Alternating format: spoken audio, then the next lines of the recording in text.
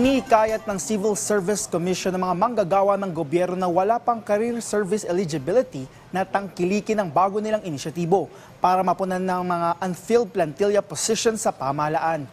Ibinida ni CSE Chairman Carlo Nograles ang kanilang programa tungkol sa CSE-PR o Career Service Eligibility Preference Rating. Sa ilalim nito, layong bigyan ng insentibo ang mga job order, contract of service, casual, contractual at coterminous workers na nagsisilbi na ng 10 taon o higit pa sa pamahalaan para magkaroon ng CSE. Ito ay sa pamamagitan ng pagbibigay ng maximum na 10 additional points sa score ng kanilang civil service exam kung ito ay kulang para sila'y makapasa. Umaasa rin ang CSE na sa pamamagitan nito, mas marami ng unfilled plantilla positions ang mapupunan sa iba't ibang sangay ng pamahalaan. Kailangan pa rin mag-take ng exam, but we will give you plus points to give you the chance to become eligible.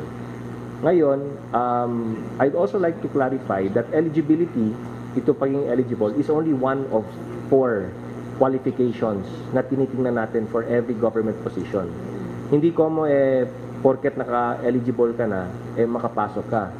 Kasi ang tinitingnan din po ng HR is your education, your experience, and your training, plus eligibility.